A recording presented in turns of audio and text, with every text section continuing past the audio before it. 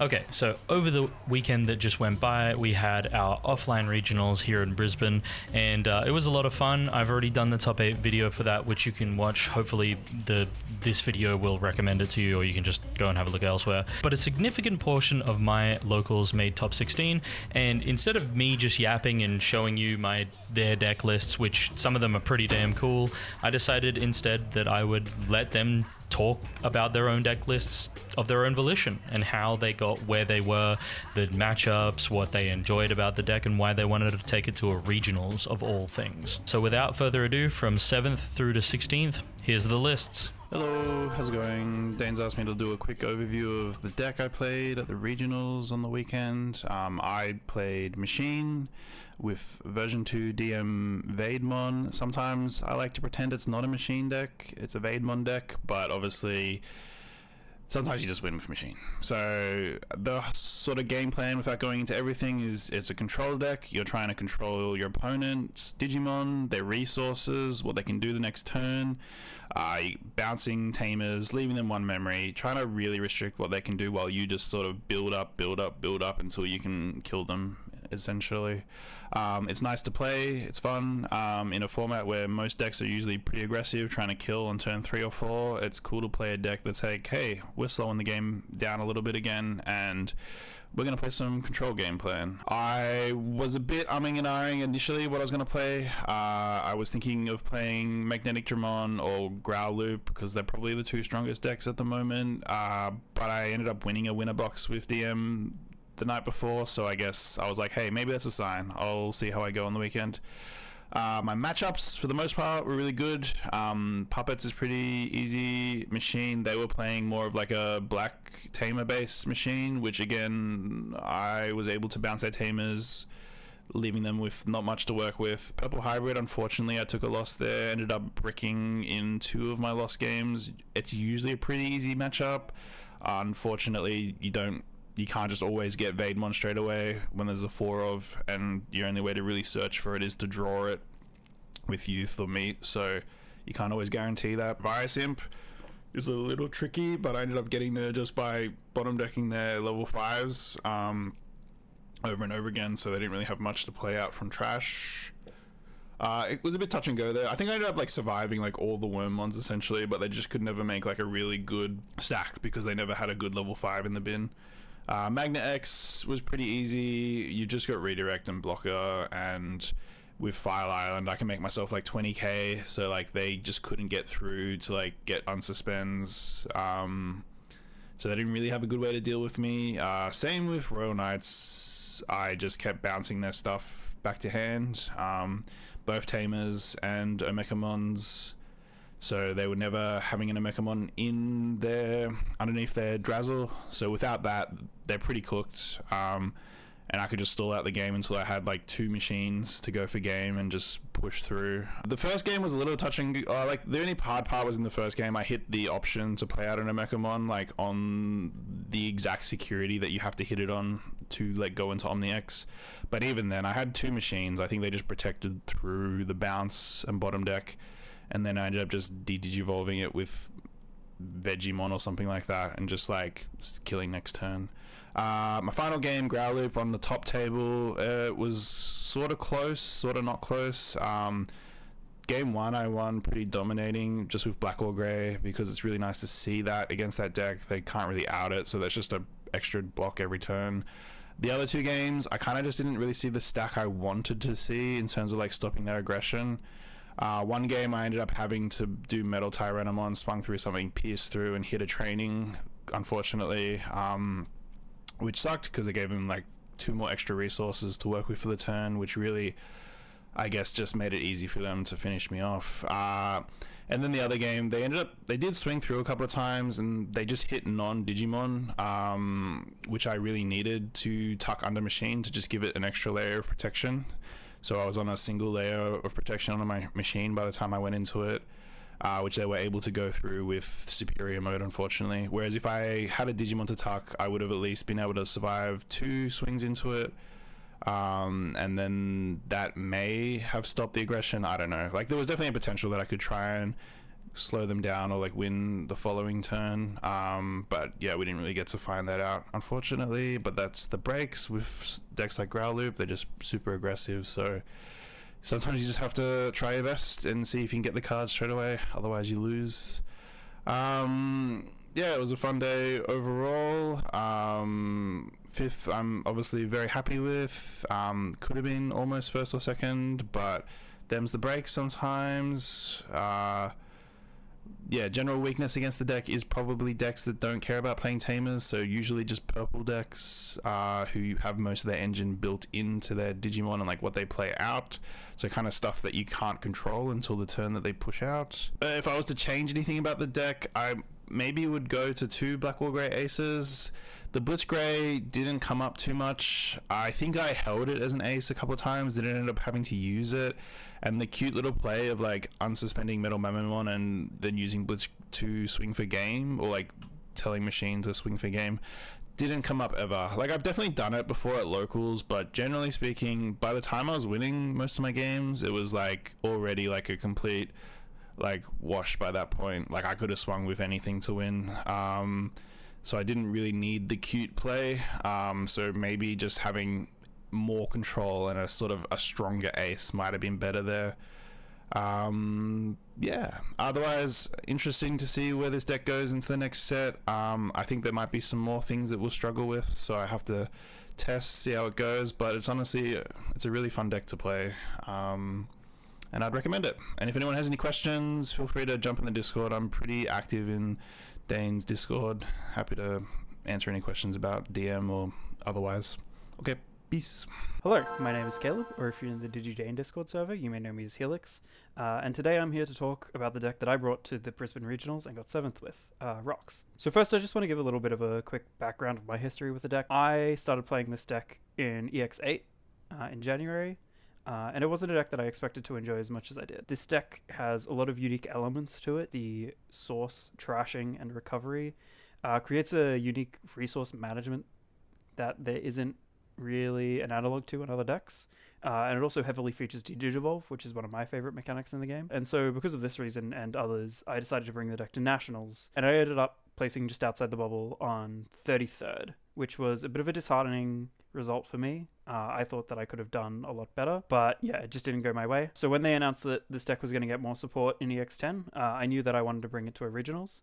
So I had this deck locked in pretty early for Brisbane Regionals. Definitely helped that this deck is currently one of the best in the game, but even if it wasn't, I probably still would have brought it. So I just want to give a quick run through of some of my choices in deck building. First off, I decided to play 4 of the EX8 Tumblemon, no EX10 Tumblemon. The reason for this is that a large part of this deck's game plan is getting 2 Tumblemons into rotation, because at that point you can really start abusing the card and gaining a lot of memory by looping it with Close and Pyramidimon. And to help facilitate this, we're playing Ukamon.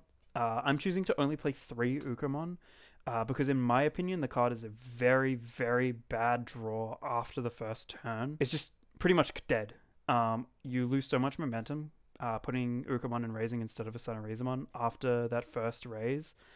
So I wanted to kind of try to maximize the chances of seeing Ukamon early, but not so much so that it would disrupt my consistency later into the game, if that makes sense. Because while this deck is built to kill very quickly, it can also grind very well. This deck is very good at removing boards, and because of it has its own protection in Fragment, sometimes, for some decks, it's very difficult to get that crack back. So yeah, that's why I chose to only play 3 Ukamons. I also have 1 Sunnerizamon from EX10 and no Gotsumon. EX10 Sunnerizas, just a bit of a flex spot.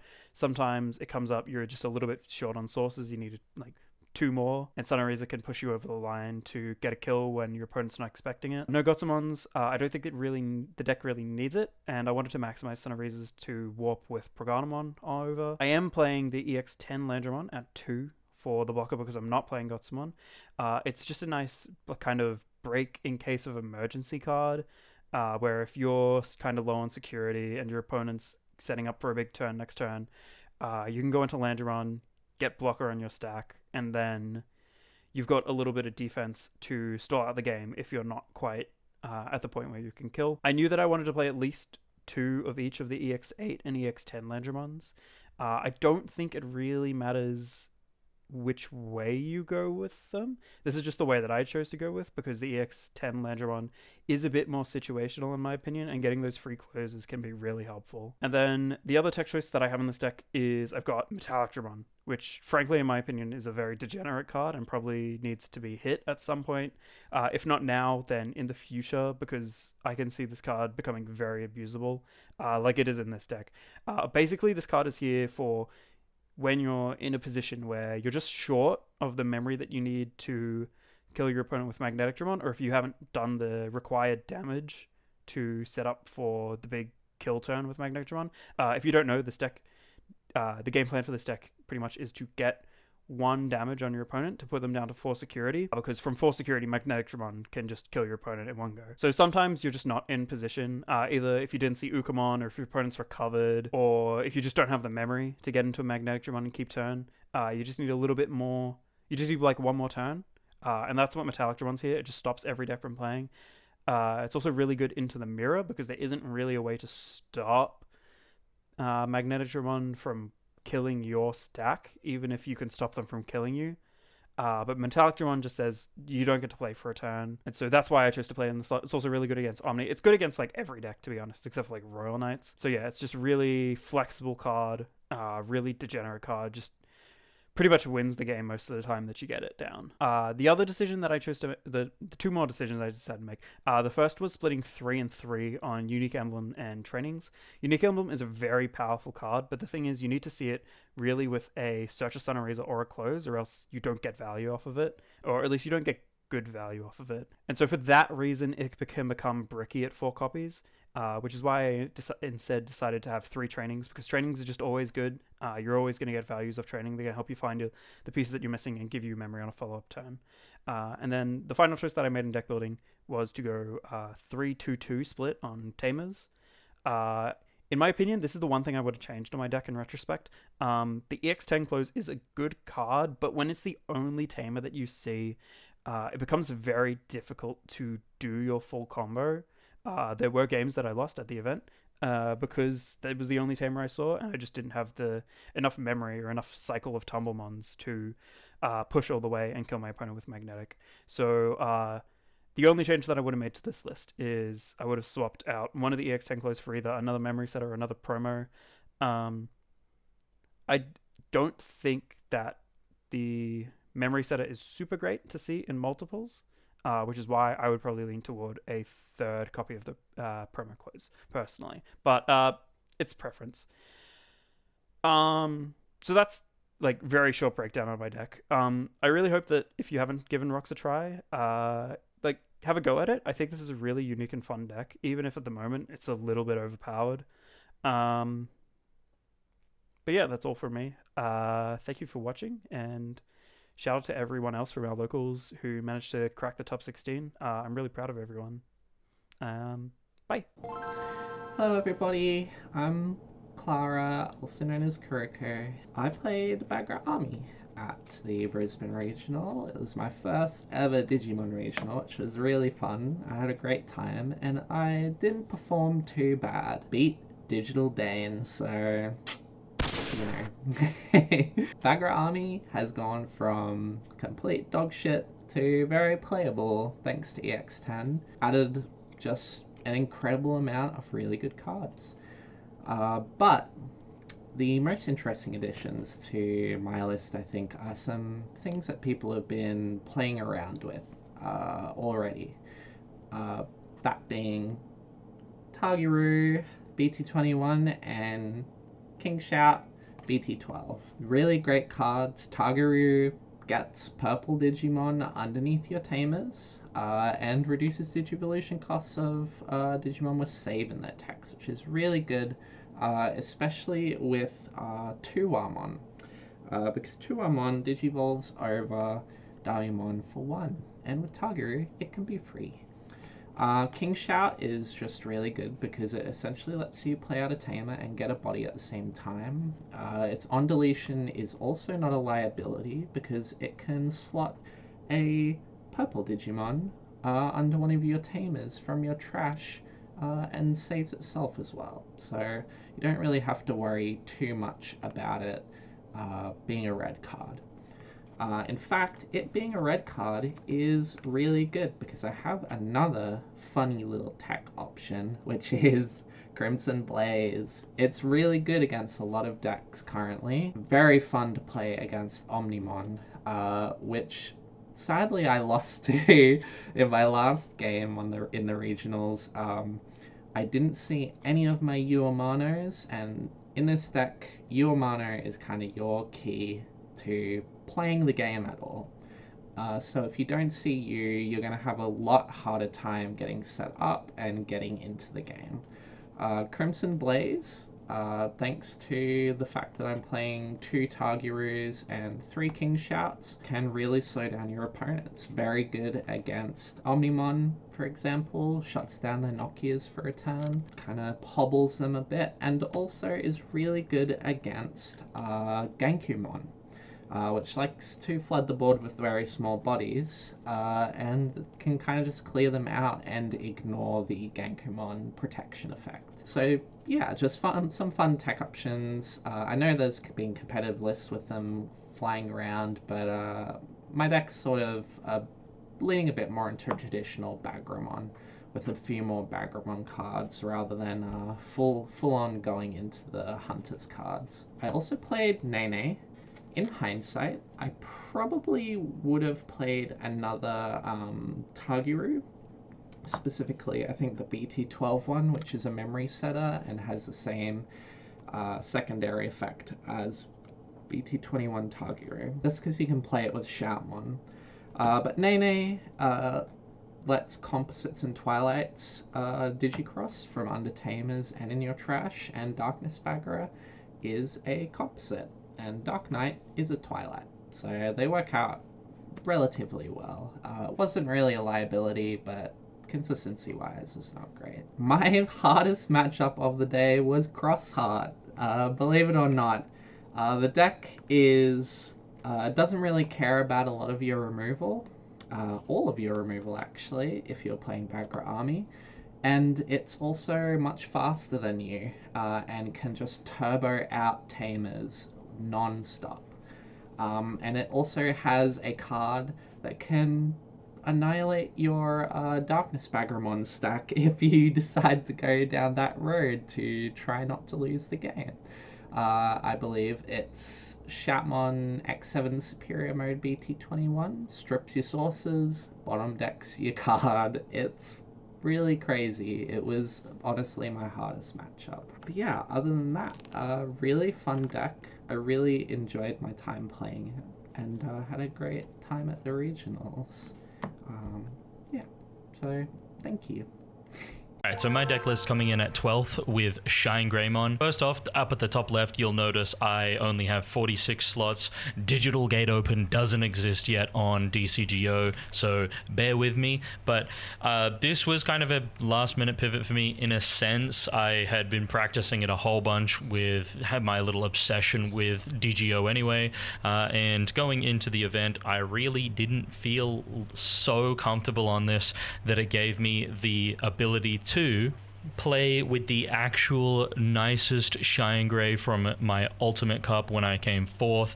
I didn't think I was going to go anywhere near 12th with ShineGrey, let alone yeah, like just not even maybe top 32. I wasn't thinking I was going to get. I felt like the deck was good. I just didn't feel like I was going to just see it every single time, especially like considering the night before I put one extra level 4 in because I was just bricking on 4s so often at the locals. But if you somehow don't know, if you somehow have never played against ShineGrey, this deck's entire goal is to OTK as fast as possible, and it achieves that very, very convincingly now, especially with DGO, which again is not here, but it essentially keeps your tamers safe by having an option that when you play those tamers, then you are able to utilize those tamers effects in turn. And you would think that it is actually to a detriment that you are unable to swing with your Marcus Daemon that that gives you the effect to Digivolve. But things like this Rise Grey actually really allow for DGO to have just a beautiful slot in this deck, considering you can walk out your level 4 DGO, play this Marcus. This will trigger this Geograce effect, and this is by far one of the best cards in the deck now. This will digivolve into your Rise Grey for free, and then Rise Grey can bring up that Marcus, give it Rush, Alliance, and then it attacks. So even if you somehow end turn by doing that, let's say you didn't have DGO and you just hard play your Marcus, this can still make it so that that attacks, and then you can digivolve into your Shine Grey, usually get rid of something on the board, and do 2 checks. Very nice stuff. This basically means that a lot of the time, the moment that your opponent gives you that slight leeway because they completely underestimate the deck, and that happened so many times, you can just one-shot them from 5 even, if you have enough tamers, enough setup. But even if you play from a pretty conservative standpoint, sometimes you can absolutely one-shot your opponent. Some of the things I would have liked to have changed in the deck, had I have had more time to practice and playtest and, you know, stick to this deck, would have been, this came up never. Maybe have had a better lineup of level 4s, considering that the only one I really ever wanted to see was this Geo Grey. I think that the level 5 lineup is perfect. The other thing I would change is go from, I had initially tested with 3 of these Shine Grey and 2 of this BT21 Shine Grey. I did not give enough respect to this one. This one really helps you to one-shot your opponent, considering that you can swing, use this Marcus to even tap another Marcus with the, you know, Alliance effect, and that'll give himself 2 checks, and you'll get all the way to this Shine Grey. And then you can use this Shine Grey to suspend another Marcus to give itself 2 checks. That's 4 checks already. And then if you haven't killed your opponent at that point by, you know, doing 4 checks, they have 1 security left. You burst mode, trash that last security, and hit for game with another Marcus. That is an incredibly doable one-shot combo. It just needs a little bit of setup, and you need to be able to like keep turn whilst not using this Marcus to, you know, alliance with your main stack. So it can be a little bit finicky. You can do it from 4 pretty easily, obviously. You swing, you digivolve into this Shine Grey, and then you do the 2 checks with this Shine Grey, and then you burst mode. They're done. This is just such a very strong OTK deck. There was a couple of games where I versed people, and there's specifically 2 Imperial blue-green matchups where I ended on Ruin mode, and that just ended the game from there. They had to scoop it up in a couple games, and it's pretty much the only time I actually used Ruin mode. I could have used it a little bit better, but even then, God, Ruin mode is a card still. Some of the other matchups, the matchups I lost were against Royal Knights, because they were on a super hefty recovering and also blocking version of the deck, but because I'm not practiced enough on this deck, I didn't expect to see Royal Knights for whatever reason. We have a kind of resident player at the regionals, and I should have just taken more time to have set up in raising, or set up like just much more explosive turns than I did, and that plays into one of my other biggest gripes with this deck, is that because I decided to run a bit more of a consistent lineup of more level 4s, more level 3s, instead of a greedier, smaller ratios, that did leave it so that there were a lot of turns in these rounds where I played my DGO, or I didn't see DGO, or I just digivolved into a level 4 in the raising, and I just thought to myself, man, I wish I had something to do. And I would feel like I'd have to push out to do something and to draw and to actually gain some advantage, or I would just be passing turn, and it would feel shit, to be honest. So if you can fit trainings in and you want to go for a bit of a greedier build, I would definitely kind of recommend it a little bit, but you have to be playing greedy in terms of like 1 less level 4, 1 less level 3. So you're running that risk. I would have liked another scramble as well.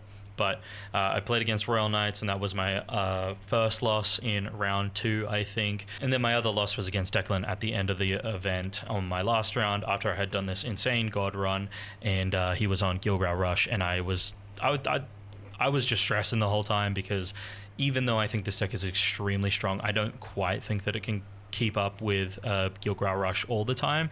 And then I made some pretty hefty mistakes in terms of like swinging a Marcus, not paying attention to a Levia on board. It dies. I'm at 0 security. He gains 1 memory. I pass turn, and I go, yeah, I'll scoop it up. It's all good. That's my bad. And then the other one was just I had to get very lucky because he was going to kill me the next turn, and I needed one of the Marcuses to, do 2 checks. Didn't matter if it died on the second one. It just had to do that second check.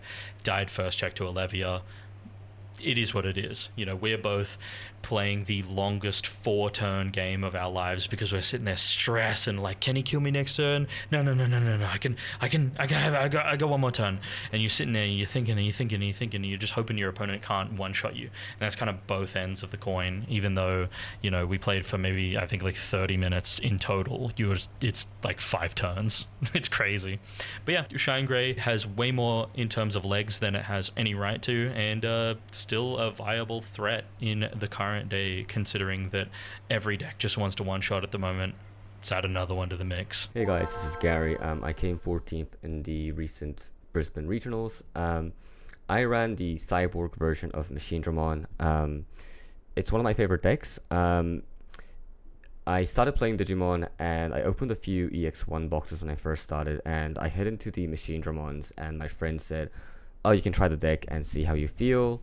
And ever since then, I've been sort of messing around with the different level 5 cyborgs you can use, and overall I just like how the deck is so flexible in terms of what you can do with it, because you can put in any cyborg and it sort of does its own thing. So on the day, my hardest matchup would have been ironically into another Machinedramon player, but he was running the DM trait.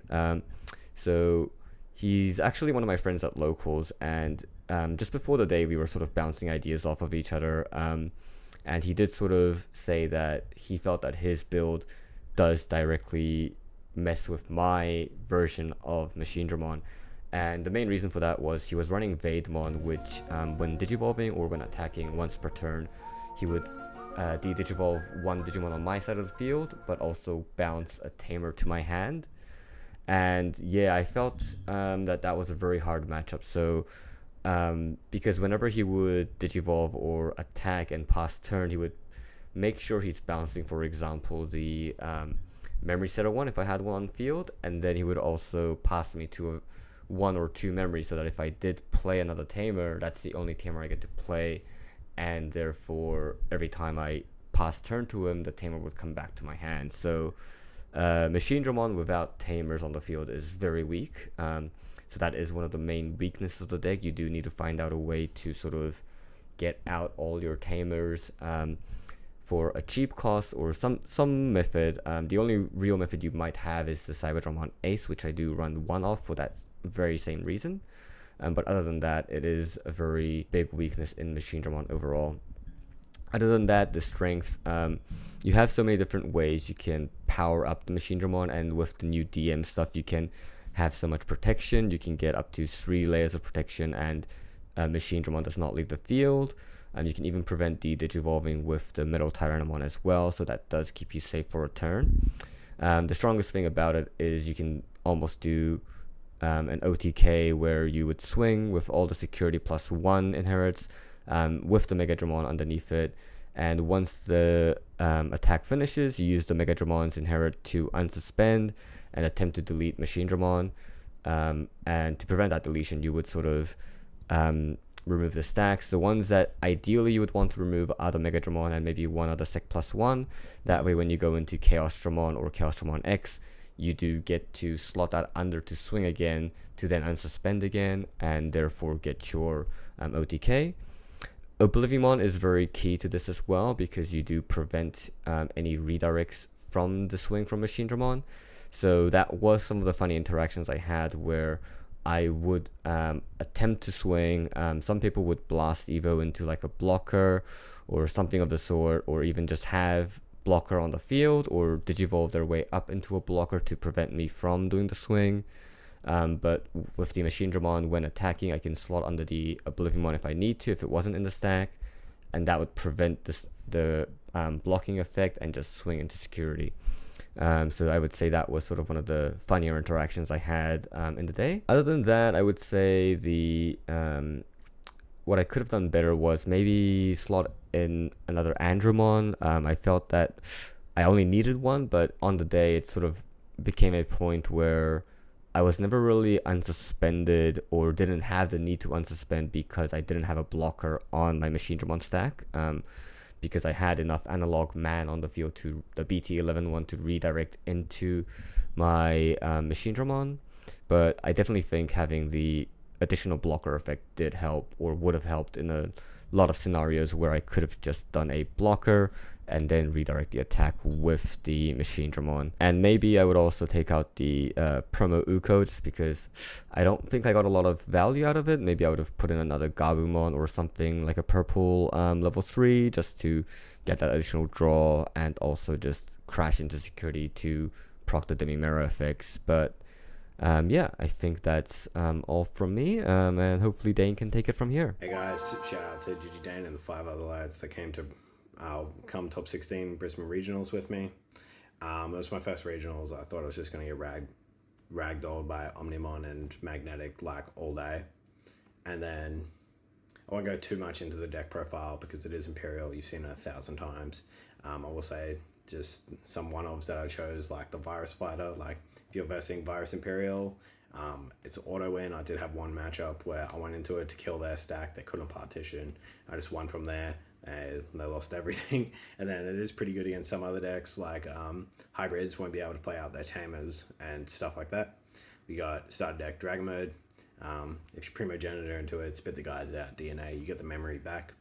And then you can just swing 4 checks and it'll most likely win you the game from there. Doing one of each ace just to keep your opponent thinking about them.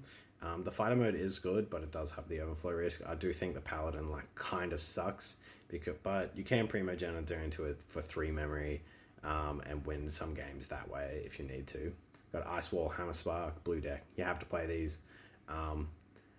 People will hit these in security and then you just lose 2 memory, and then you got Ice Wall will give you that extra turn if you need that extra turn. Obviously HPD, this is Digigate Open. It's not on the app yet, so I'm just using this. Digigate Open, look at top 3, grab a Digimon or Tamer, then you get to play out a Tamer. If you play this one out, you get to search another 3, basically draw 4, and you're pretty good to go from there. Win most games that way. If DM version 2 gets more popular in the meta, you play this as a 4 of, but if that deck rotates a little bit out of meta, probably drop this down to 2. This deck against version 2, it's like unwinnable. Don't worry about it if you lose to that. Like, it is a deck matchup diff, and just take the L on that one. Some other tips I would go through is like for people that play this deck and it doesn't really work for them, would be if you have a choice between the 2 rookies, you always play out the Vmon because it can grab both Tamers, and you put the Wormon in raising. And a similar thing where if you have a choice between putting one of the level 4s in raising, you always do X-Beamon because you can draw the one of Stingmon like within, maybe you draw it next turn. It's happened to me like quite a few times, and then you just get to plop it down for 3 and start doing your things. Another would be, don't forget you can always Primogenitor into Pale if you meet the color requirements. Sure, it's not a DNA, it's not as optimal, but sometimes you just have to, and if you have Promo Vmon in the stack, you can get some good draws going, like 3 to 5 draws. Then similar thing with HPD. If you've got an extra body on board, you push out a level 4, you can HPD your extra body to go into Pale, and once again start swinging. If you got jamming in the stack, maybe you got the draw 1 in the stack and the egg, you get to draw 3. I've had a game where I had Promo Vmon and the one of Stingmon in the stack, HPD'd into Pale, swung twice, draw 5, and that will save most game states and put you far ahead of your opponent. Anything else? No, I think that's pretty much it. I will say, like, I did have a lot of games, this happened 3 times. They blast moded taunt Dragon Mode, force it to swing, they block it. It would die, but then Primogenitor allows it to evolve, so I went into this each time. Bot deck one thing, and then at the end of a turn will actually trigger in the battle, and you get to bot deck another thing. So bot deck their side stack, and then you get to bot deck their, so what it's called, Blastmon, and then and then it unsuspends and you get to swing again. That did happen 3 times. And then if you're versing like Omnimon, it's basically whoever gets the dual tamer out wins. That's pretty much how that matchup goes. And against Magnetic, you just have to kind of pay attention to like what cards are in the sources. If you have 3 safe targets to strip, like you don't want to strip Digivolve, but you know, the Popper Forecast, you can strip that. And if there's no safe strip targets, you just have to tap it before you DNA. That way you still get the memory, but you just don't have to strip. Most of the time your stack's bigger anyway to do the stun. I think that's pretty much all of it. Once again, shout out to Digi, Dane, Gary, Aaron, Helix. They'll probably also be in this video. All right, bye.